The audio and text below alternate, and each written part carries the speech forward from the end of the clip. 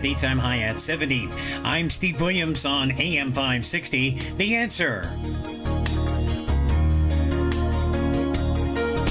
Now, from the Signature Bank Studios.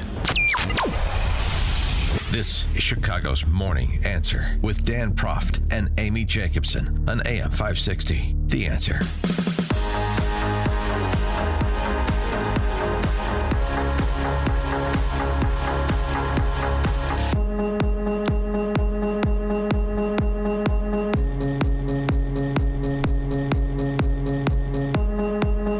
Top of the morning, Dan and Amy. Is Pete Hegseth about to have the shortest executive career since that Pope who got poisoned? Oh, Dan. It's a little Wall Street reference there. Hegseth shared detailed plans about a military operation against the Houthis in Yemen on a second Signal group chat, this one on his personal phone, and including his wife, lawyer, and brother, according to three people familiar with the chat. Chat was set up during Hegseth's tumultuous confirmation hearing process as a way for his closest allies to strategize. But Hegseth continued to use the chat, which had more than a dozen people on it, to communicate after he was confirmed, according to people who spoke on a condition of anonymity. Of course, this against the backdrop of some significant staff turnover. Press secretary, three former senior officials, top advisor Dan Caldwell, deputy chief of staff. Not a good look. And his press secretary, former, I guess now. It's been a month of total chaos at the Pentagon, from leaks of sensitive operational plans to mass firings. The dysfunction is now a major distraction for the president, who deserves better from his senior leadership. What is Hegseth's future? What should it be? For more on this, pleased to be joined by Stephen Bucci, served America for 3 decades as an Army Special Forces officer and top Pentagon official. Now a visiting fellow in the Heritage Foundation's Allison Center for Foreign Policy Studies. Stephen, what do you see as Hegseth's fate in the immediate term? Well, first, where did that article come from? Quoting? A lot of people have it now. CNN. Okay, well, CNN. Consider the source. I get it. But the twist on the info. No, I get it. But the quote from the former press secretary is under his name, so there's definitely some internal dissension there. Yeah, look, first we need to determine whether this additional use of the signal occurred before or after the one that was in the public. If it's before, okay, it's the same lesson learned as the other one. If he did it again after all that stuff broke, when he knew this is a really stupid thing to do, then, the president's probably going to at least have a chat with him. And no offense to CNN, but there's only one person whose opinion on this is relevant, and that's President Trump's. If the press doesn't like what Steph is doing, that's mildly interesting but not terribly relevant. If even you and I, as conservatives, even our opinion doesn't matter that much. If the president still has confidence in him, he should keep his job. Well, if the president doesn't, then he's going to hit the bricks. It's a pretty simple, formula to follow here. No, I understand it's not my call or your call. It's Trump's call. I got that. But the question is, what should the call be? I mean, that's what we're discussing, is based on some of what is being said, again, under his senior people's names, in addition to what's being reported, just for the sake of argument. Let's say it's accurate. Does that rise to the level, in your mind, of a no confidence vote? Well, again, if this happened after the other event, and that was so much coverage on, basically, if Hegseth blew all that off and said, "Well, screw them, I'm going to use Signal anyway. I don't care who's on the thing," then yeah, if I was the president, I'd say, Pete, you're not taking this seriously. Let's move on. But we can't tell that from that information that CNN is reporting and these other people are saying. But even if it happened concurrently, I mean, why would you be sharing that info? I mean, and a signal chat, it's encrypted. The other thing where the Goldberg was accidentally included, the Atlantic journals, that's one thing. That's a mistake. Okay. But, otherwise nobody would know about it if that mistake hadn't been made. But this, even if it was concurrent with the other one, why are you sharing this information with personnel with people who shouldn't be getting this information, including your wife, frankly? Yeah, it's again, this has been brought to his attention. If it happened before the other one, it's the same lesson learned. It's not even really considered a different event. If it happened afterwards, then it's stupid. You didn't learn anything. You got the ticket and you sped in the same place again the next day. Shame on you. You should probably lose your license. So again, I need more information before. If I were the president, I could make that call. Well, anybody who's trying to make the call before having all that other information is probably target before it pops up all the way.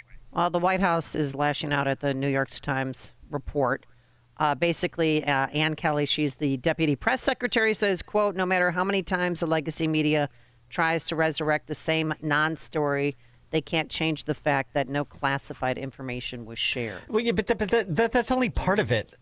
You have all these senior people around him resigning. Now, that's damage control, and I get it, and whatever. Maybe you hire some people, and they don't work out. That happens. But, I mean, it's like this is his inner circle that just disintegrated.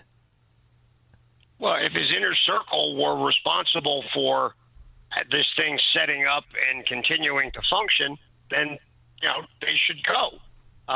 Again, we have this tendency to use the Navy method.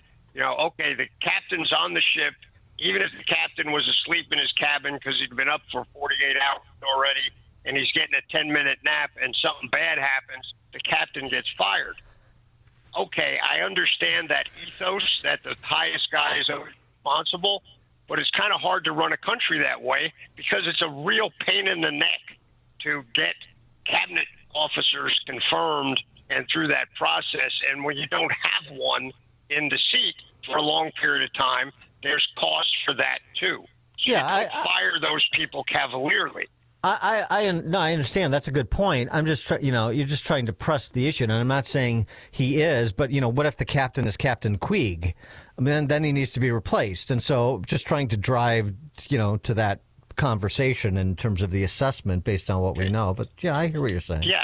So if it turns out he is Captain Queeg, if he's the one who made all the bad decisions, and he just starts firing people to cover that up and to shift the blame to them, that's a leadership failure, and that you should go.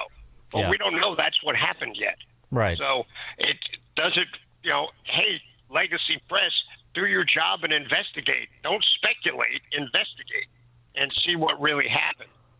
But again, CNN is not exactly a kind of source that their interpretation of things is going to cause me to jump up and suddenly, oh my goodness, it's like listening to 60 Minutes. 60 Minutes never has the whole story. They have some great stories, but boy, it is almost always about 25% of the full facts. It's been like that for decades. Everybody knows it. I don't know why people even give them interviews anymore, but that's the way they work. So you got to take that into account. I agree. I'm not giving CNN or the New York Times the benefit of the doubt. We wouldn't even be having this conversation were not his inner circle on the way out, and that's what really necessitates it. I wanted to get to something else. Well, first of all, Zelensky says that that Easter truce that Putin announced wasn't much of a truce. 387 shellings, 19 assaults by the Russian military. Drones had been used 290 times, though no casualties have been reported. This against the backdrop of the White House essentially saying if there is not progress towards a cessation of hostilities in the near term, then we're going to lose interest effectively What's your handle on where things are at, how precarious the situation is, and what happens if the White House does lose interest in this process? Well, I think it is precarious. A lot of us who've watched Putin over the years have never thought he was a terribly useful negotiating partner. He's kind of a liar, and and he can do it with a totally straight face because he has such a flat affect about everything. Other than an occasional sly grin, that's about the most emotion you ever see from him. So Trump is now the fourth president who has this idea that, look, I understand Putin and I can deal with him. President Bush, George W. thought that. Obama thought that.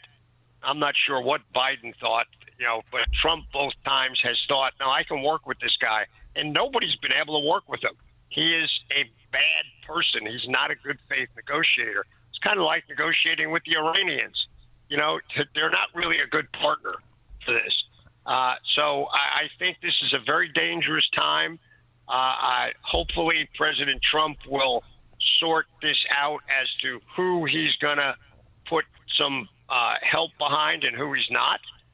But he seriously wants the killing to end, and Putin is saying one thing and doing another. And I hope he doesn't think he's fooling anybody, because we don't have the same press that he does. And in this case, the press is probably doing its job, at least reporting what's actually going on the ground. And so, if they lose interest and Putin continues his advance to Kyiv, then what? I think then the president is probably going to reevaluate his reluctance to provide support to Zelensky. Because you can't let Kyiv fall. I don't think it's wise to let Kyiv fall. I don't think it's in the West's interest or in America's interest to let it fall. Letting Russia keep the Donbass and Crimea and some of the other areas, I don't think that's a big threat to us. I don't personally like it, because I think the Russians are wrong in this in their invasion. But when it gets to actual hard interests, letting them conquer Kyiv and take the rest of the country, I just don't think is in anybody's interest other than Vladimir Putin's. So I think we should then go back to contributing to the multi-country aid that's coming into to Ukraine. But we'll have to see. He is Stephen Bucci, served America for 3 decades as an Army Special Forces officer and top Pentagon official. Now a visiting fellow in the Heritage Foundation's Allison Center for Foreign Policy Studies. Stephen, thank you as always. Appreciate it. It's my pleasure. Thanks for having me back on the show. Thank you. And he joined us on our turnkey.pro answer line. Connect with Dan and Amy using the AM 560 mobile app. Download it today at 560theanswer.com/mobile. That shot was money, Lisa. Hey, speaking of, did you ever figure out what to do with your parents' old coin collection? Not yet. I need a reputable dealer to appraise them. I have no clue what they're worth. I just finished working on my dad's estate collections. I took it all to Fox Valley Coins. Their customer service was the best.